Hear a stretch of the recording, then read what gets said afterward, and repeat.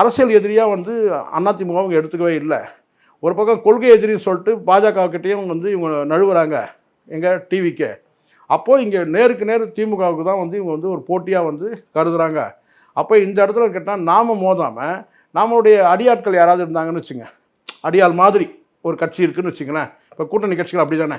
ஏன்னா எப்படியும் திரும்ப வந்து விஜயோட வந்து பார்த்தீங்கன்னா வந்து ஒரு அரசியல்னு கேட்டால் நாகரிகம் தவறி எதுவும் பேச முடியாது விஜய் கிட்ட. எப்போவுமே யார்கிட்டையுமே பேச மாட்டா திரும்ப. அப்போது திருமாவளவன் வந்து பார்த்தீங்கன்னா வந்து நம்ம வந்து விசிகா வந்து கொம்பு சீவிலாம் விட முடியாது. அப்படின்னாலும் அங்கே இருக்கிற தலைவர்கள் வந்து ரொம்ப நாகரிகமாக பக்குவமாக தான் வந்து சில பேச்சுகள் பேசுவாங்க. இப்போ ஆதவர்ஜனா சொன்னது கூட அந்த வகுப்பு விஷயத்தில் சொன்னபோது அப்போது வந்து சொன்னார், ரவிக்குமார் சொன்னார், எங்களுக்கு நீங்கள் கிளாஸ் எடுக்காதீங்க அப்படின்ற மாதிரி ஒரு நாகரிகமாக சொன்னார். ஸோ இதெல்லாம் ஒரு பெரிய தோரணையில் வந்து ஆதவர்ஜனா பண்ண அந்த சில்மிஷம் இதெல்லாம். ஆனால் இப்போது ஒரு அரசியல் எல்லை, ஒரு மாண்பு, நாகரிகம் இதையோடு வந்து போகக்கூடியவங்க தான் விசிகா. அப்போ அவங்கள வச்சு ஒன்றும் பண்ண முடியாது, கம்யூனிஸ்டை வச்சு ஒன்றும் பண்ண முடியாது.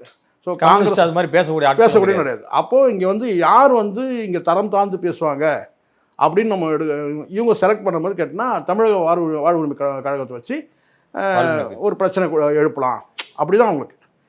அப்படி ஒரு இது ஒரு கேட்டால் அரசியல் என்ன சொன்னால் வந்து ஒரு சதி.